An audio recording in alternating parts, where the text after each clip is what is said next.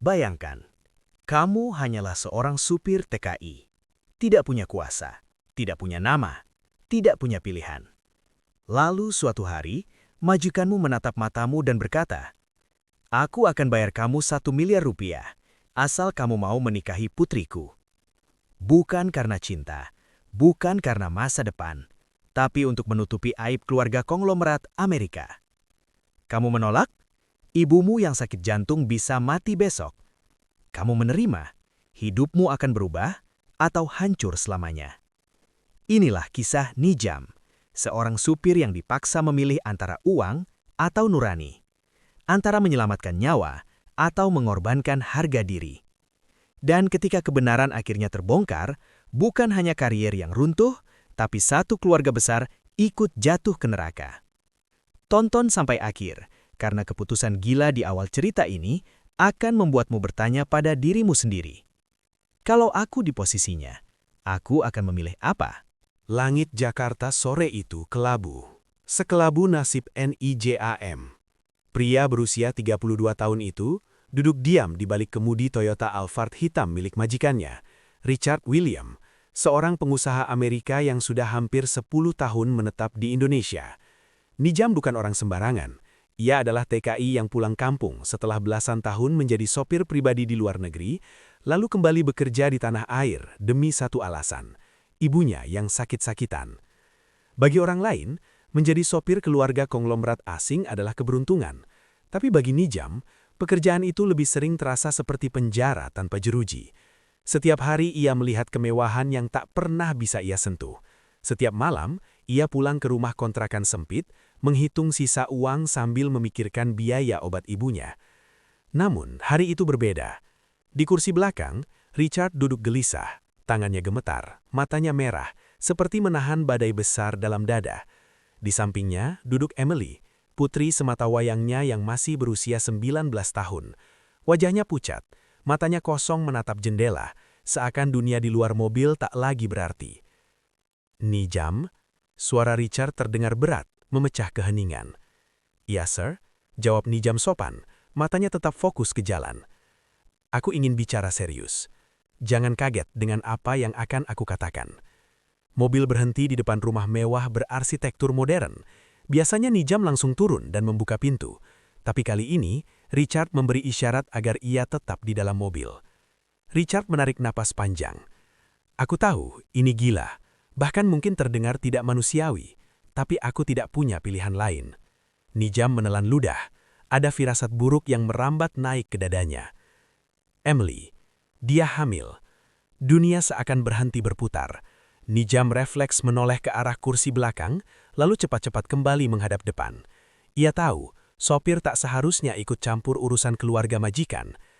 "Yang lebih buruk," lanjut Richard dengan suara parau, "ayah dari bayi itu menghilang. Dan jika ini sampai diketahui media, keluargaku di Amerika akan hancur. Perusahaanku bisa runtuh." Hening. Detik demi detik terasa menekan. Lalu Richard mengatakan kalimat yang membuat jantung Nijam seakan jatuh ke lantai. "Aku ingin kau menikahi Emily." Nijam terpaku. Tangannya gemetar di setir. Otaknya menolak memproses kata-kata barusan. "Saya..." "Apa, sir?" Richard mencondongkan tubuh ke depan. "Ini pernikahan kontrak. Kau hanya akan menjadi ayah di atas kertas. Bayi itu akan kuakui sebagai cucuku. Setelah semuanya tenang, kau bebas pergi." Nijam menelan napas. "Maaf, sir. Saya tidak mengerti. Kenapa saya?" Richard menatapnya tajam. "Karena kau orang Indonesia.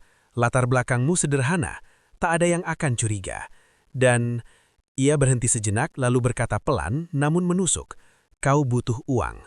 Ucapan itu seperti tamparan keras. Nijam memang butuh uang. Ibunya butuh operasi jantung. Tabungannya hampir habis. Setiap hari ia berdoa berharap keajaiban datang. Richard lalu mengeluarkan sebuah map coklat dan mendorongnya ke arah Nijam. "Di sini ada kontrak dan satu cek. Nilainya 1 miliar rupiah. Uang muka.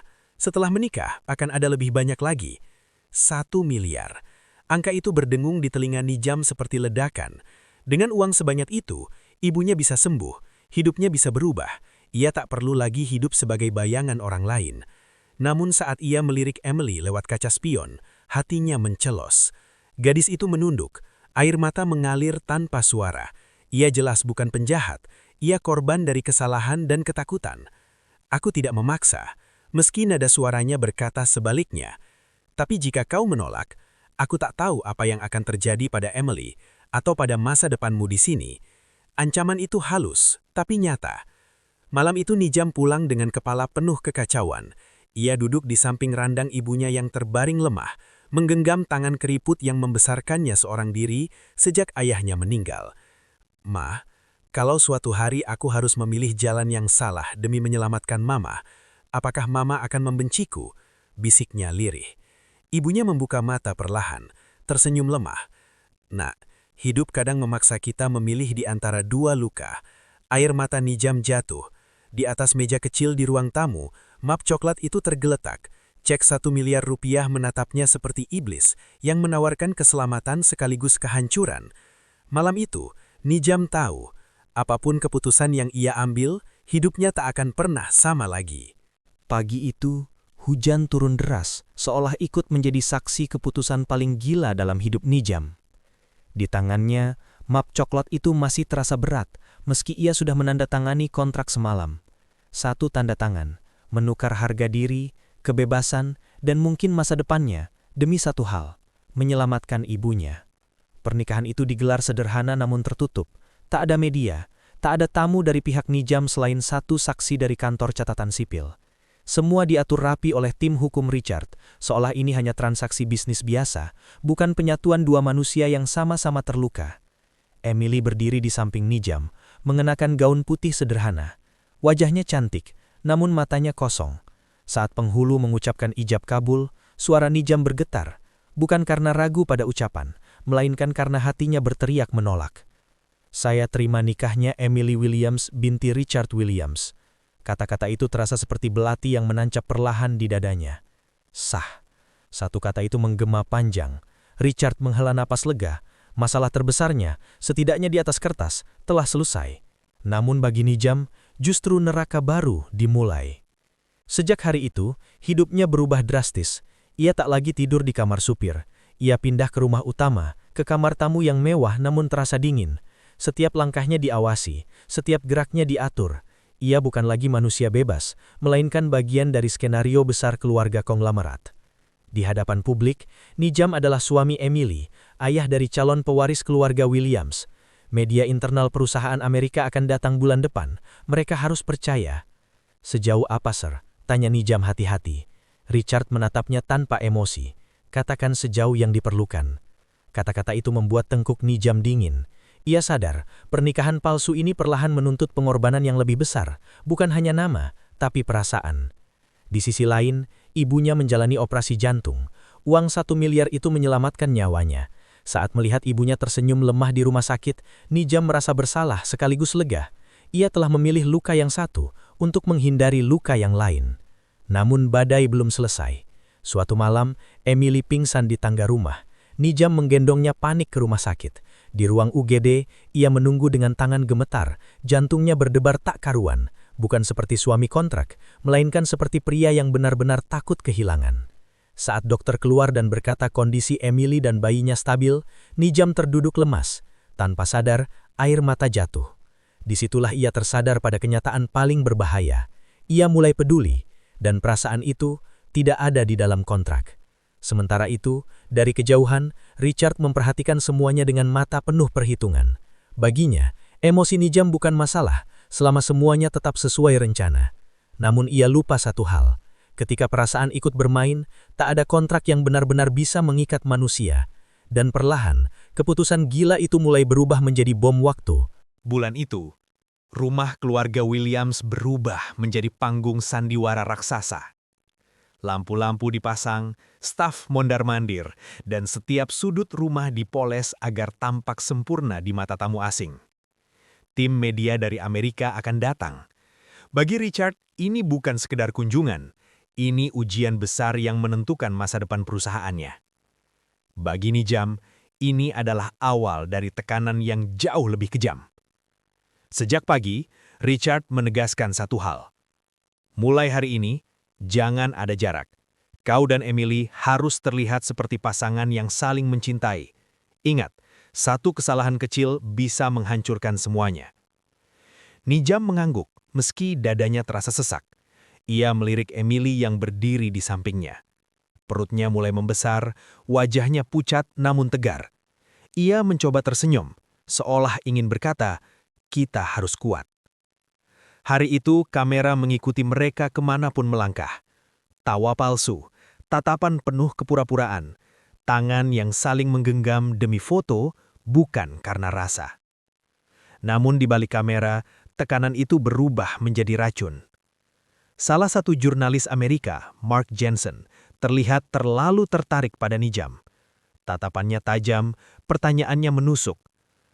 "Anda orang Indonesia?" tanya Mark dengan senyum tipis. "Ya," jawab Nijam singkat. "Latar belakang Anda cukup sederhana. Menarik sekali putri konglomerat bisa jatuh cinta pada seorang sopir." Kata sopir diucapkan dengan nada merendahkan.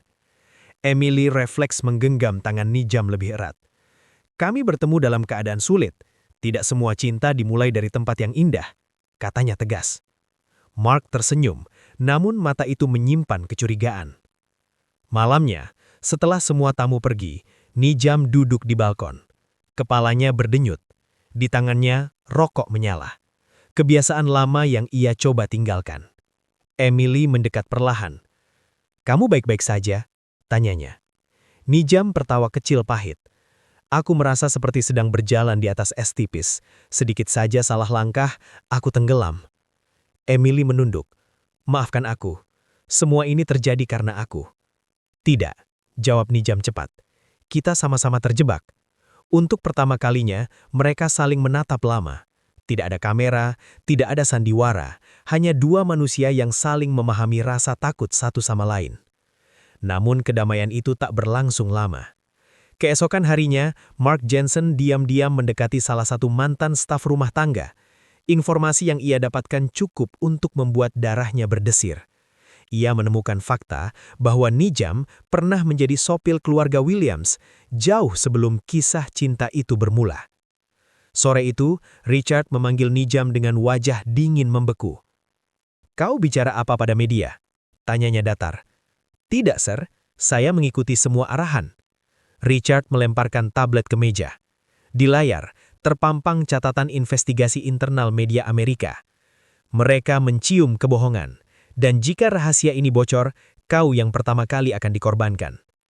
Nijam terdiam. "Dikorbankan bagaimana, Sir?" Richard mendekat. Suaranya rendah namun penuh ancaman. "Ingat kontrak itu. Kau terikat. Jika kau jatuh, keluargamu di Indonesia juga bisa ikut jatuh." Ancaman itu menusuk lebih dalam daripada apapun. Ibu Nijam, satu-satunya alasan ia bertahan sejauh ini. Malam itu, Emily mendengar semua pembicaraan itu tanpa sengaja. Ia melihat Nijam duduk sendiri, wajahnya hancur. "Ayahku tidak berhak memperlakukan kamu seperti ini," katanya dengan suara bergetar. "Tidak," jawab Nijam cepat. "Ini pilihanku." "Tidak," Emily menangis. "Ini kesalahan ayahku dan kesalahanku." Tangannya menggenggam lengan Nijam. "Jika suatu hari semuanya terbongkar, aku akan bicara. Aku tidak mau kamu sendirian menanggung ini." Kata-kata itu membuat jantung Nijam berdegup kencang. Ia sadar, Emily bukan lagi sekedar bagian dari kontrak. Ia manusia yang berani bertanggung jawab. Namun di sisi lain, Mark Jensen telah mengirim draft laporan ke redaksinya. Judul sementara itu menghantam seperti palu godam. "Skandal pernikahan palsu keluarga Williams. Sopir dijadikan tameng?" Bom waktu itu siap meledak. Nijam berdiri di depan cermin malam itu, menatap bayangannya sendiri. Ia bukan lagi sopir biasa. Ia bukan pula suami sejati. Ia adalah pion dalam permainan besar orang-orang berkuasa. Dan pertanyaannya kini hanya satu. Ketika kebenaran akhirnya meledak, siapa yang akan selamat dan siapa yang akan dikorbankan? Di luar, hujan turun deras, pertanda badai yang lebih besar akan segera datang. Pagi itu, Jakarta diguncang berita yang menyambar seperti petir di siang bolong. Portal internasional menurunkan headline besar, "Tanpa ampun, tanpa belas kasihan." Skandal keluarga Williams, sopir lokal diduga dinikahi untuk menutupi kehamilan putri konglomerat. Nama Nijam terpampang jelas. Wajahnya memenuhi layar televisi, ponsel, hingga media sosial. Dalam hitungan jam, ia berubah dari pria tak dikenal menjadi bahan hinaan dan caci maki publik. Penipu, pengkhianat, TKI cari uang lewat kebohongan. Kata-kata itu menghantamnya bertubi-tubi. Nijam terduduk lemas di ruang tamu rumah besar yang kini terasa seperti penjara. Teleponnya berdering tanpa henti. Ancaman, makian, bahkan pesan yang menyebut-nyebut ibunya di kampung. Saat itulah ia sadar. Richard telah melepaskan tangannya. Richard muncul di televisi sore itu. Dengan setelan jas rapi dan wajah penuh kepura-puraan, ia menyampaikan pernyataan resmi. Keluarga kami juga menjadi korban. Kami percaya penuhnya pada cerita yang disampaikan oleh menantu kami. Jika ada kebohongan, itu di luar pengetahuan kami. Satu kalimat itu cukup. Nijam resmi dijadikan kambing hitam. Emily menjerit saat melihat tayangan itu. "Ayahku tega!" Ia berlari menemui Richard, menundut penjelasan. Namun yang ia dapatkan hanyalah tatapan dingin. "Ini satu-satunya cara menyelamatkan perusahaan," kata Richard tegas. "Kamu tetap aman, bayimu tetap punya masa depan." "Lalu Nijam?" teriak Emily. Richard terdiam sejenak. Dia hanya bagian dari kontrak. Kata hanya itu menghancurkan segalanya. Malamnya, Nijam dikunjungi pengacara keluarga Williams, bukan untuk membela, melainkan untuk menekan. "Kami sarankan Anda mengaku bersalah. Sebagai imbalannya, keluarga Williams akan memberikan kompensasi dan menjamin keselamatan ibu Anda." Nijam tertawa pahit. "Dan jika saya menolak? Kasus ini bisa berkembang ke ranah pidana, penipuan, pemalsuan dokumen, manipulasi publik." Ancaman itu nyata. Di kamar rumah sakit, ibunya menangis melihat berita. "Nak, apa yang sebenarnya terjadi?" Nijam menggenggam tangan ibunya. Dadanya terasa robek. "Maafkan aku, Mah. Aku ingin Mama sembuh tapi malah menyeret Mama ke neraka ini." Ibunya menggeleng pelan. "Hidup bukan soal siapa yang paling benar, tapi siapa yang paling berani jujur." Kata-kata itu menancap kuat. Sementara itu, Emily mendatangi Nijam secara diam-diam. Wajahnya penuh tekad. "Aku akan bicara ke publik," katanya tegas. "Aku yang hamil, aku yang meminta bantuanmu, ayahku yang mengatur semuanya." Nijam menatapnya terkejut. "Kalau kamu mengakukan itu, kamu akan kehilangan segalanya." Emily mengusap perutnya. "Aku sudah hampir kehilangan diriku sendiri. Aku tidak mau anakku lahir dari kebohongan." Tangis mereka pecah malam itu. Tidak ada lagi sandiwara, hanya kejujuran dan rasa bersalah yang saling beralukan. Namun sebelum mereka bisa melangkah, tragedi kecil hampir merenggut nyawa Emily. Dalam perjalanan pulang, mobil yang ditumpangi Emily direm mendadak oleh sebuah motor tak dikenal. Emily terjatuh, kepalanya terbentur aspal. Nijam berteriak histeris, memeluk tubuh Emily yang berlumuran darah. Di rumah sakit, dokter berkata pelan, "Kami akan berusaha menyelamatkan ibu dan bayi, tapi kondisinya kritis." Nijam bersimpuh di lantai, air matanya jatuh tak tertahan. Untuk pertama kalinya, ia berdoa bukan untuk uang, bukan untuk dirinya, melainkan untuk perempuan yang dulu hanya kontrak, namun kini telah menjadi segalanya. Di luar ruang ICU, Richard berdiri kaku, wajahnya retak oleh rasa bersalah yang terlambat datang. Dunia yang ia bangun dengan kebohongan kini runtuh di depan matanya. Dan di tengah bau rumah sakit dan tangisan malam, Nijam membuat keputusan yang akan menentukan segalanya. Jika Emily selamat, ia akan mengatakan seluruh kebenaran, apapun resikonya. Karena tidak ada uang yang sebanding dengan harga sebuah nurani. Lampu ruang ICU menyala redup. Bau antiseptik menusuk hidung, bercampur dengan ketegangan yang menggantung di udara. Nijam duduk di bangku panjang, kepalanya tertunduk, kedua tangannya saling menggenggam erat. Sudah 6 jam Emily berada di ruang operasi. 6 jam yang terasa seperti 6 tahun. Di sudut lorong, Richard berdiri kaku.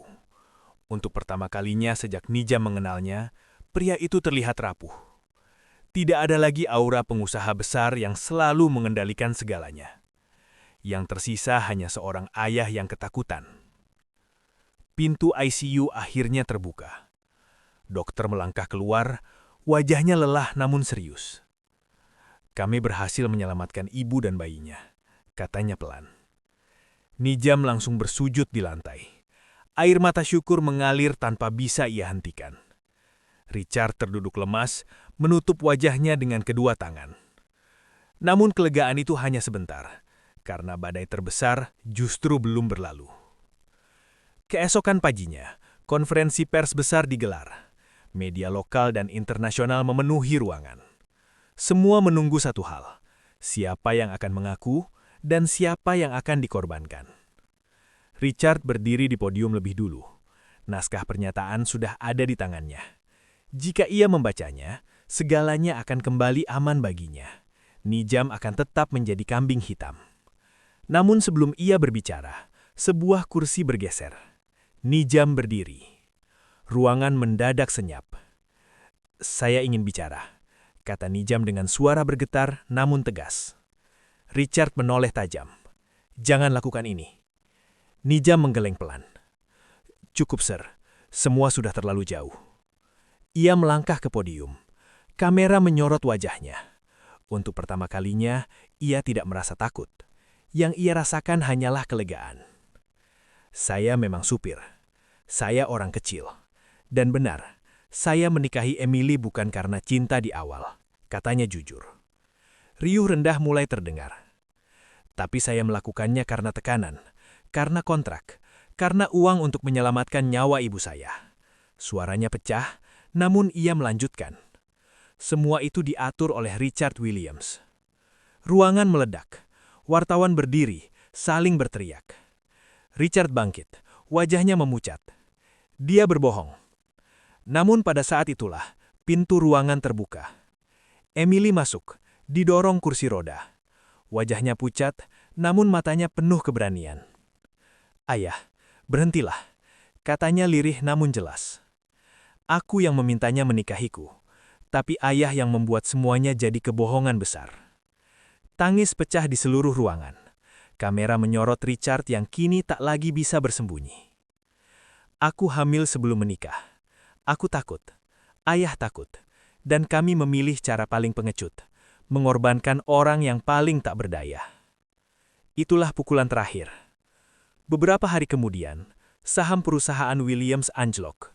Richard diperiksa otoritas hukum atas dugaan manipulasi, tekanan kontrak, dan pemalsuan informasi publik. Kekuasaan yang ia bangun puluhan tahun runtuh dalam hitungan minggu. Dan Nijam? Ia kehilangan segalanya. Pekerjaan, reputasi, bahkan perlindungan hukum sementara. Namun ia mendapatkan sesuatu yang jauh lebih mahal. Harga diri. Emily memilih memutus hubungan bisnis dengan ayahnya. Ia memulai hidup baru dengan sederhana. Tidak ada lagi rumah mewah. Tidak ada lagi kemewahan palsu. Suatu sore, di rumah kecil di pinggiran kota, Nijam duduk di teras. Ibunya yang kini jauh lebih sehat menyiram tanaman. Emily keluar bawa bayi kecil dalam gendongannya. "Dia ingin bertemu ayahnya," kata Emily lembut. Nijam menatap bayi itu lama. Air matanya jatuh. "Aku bukan ayah kandungnya." Emily menyorot tipis. "Tapi kamu ayah yang memilih bertahan." Nijam menggendong bayi itu dengan tangan gemetar. Tidak ada kontrak, tidak ada uang, hanya keputusan sadar untuk tetap ada. Beberapa tahun kemudian, kisah Nijam dikenal bukan sebagai skandal, melainkan sebagai pengingat. Bahwa orang kecil bisa dihancurkan oleh kekuasaan, tapi juga bisa berdiri tegak dengan kejujuran. Dan bahwa keputusan paling gila dalam hidup kadang justru menyelamatkan jiwa yang paling berharga.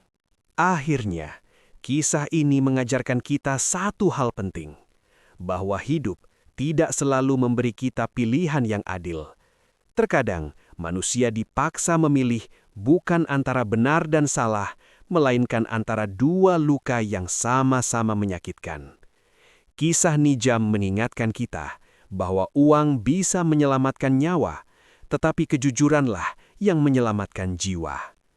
Pesan moral: jangan pernah meremehkan orang kecil karena mereka sering menjadi korban dari permainan orang berkuasa. Uang bisa menutup masalah untuk sementara, tetapi kebenaran akan selalu menemukan jalannya sendiri. Harga diri dan nurani adalah harta paling mahal yang tidak bisa dibeli dengan berapapun jumlah uang. Ajakan subscribe channel. Jika kamu menyukai cerita-cerita penuh makna, emosi, dan pelajaran hidup, jangan lupa subscribe channel Perjalanan Hidup dan aktifkan lonceng notifikasi agar kamu tidak ketinggalan kisah-kisah menyentuh lainnya. Satu subscribe darimu adalah semangat besar bagi kami untuk terus berkarya. Ajakan interaksi penonton. Tuliskan di kolom komentar, Litar, kamu menonton video ini dari kota mana? Dan satu pertanyaan untukmu, jika kamu berada di posisi Nijam, apa keputusan yang akan kamu ambil? Kalimat doa untuk penonton. Semoga siapapun yang menonton video ini diberi kesehatan, kelapangan rizki, dikuatkan dalam menghadapi ujian hidup, dan selalu dipertemukan dengan jalan yang benar meski hidup terasa sangat berat. Amin, ya robbal alamin. White. Disclaimer. Video ini adalah cerita fiktif yang dibuat untuk hiburan dan pembelajaran hidup. Jika terdapat kesamaan nama, karakter atau peristiwa, itu semata-mata tidak disengaja. Kami mohon maaf apabila ada kata-kata yang kurang berkenan di hati para penonton. Terima kasih sudah menonton hingga akhir. Sampai jumpa di kisah perjalanan hidup berikutnya.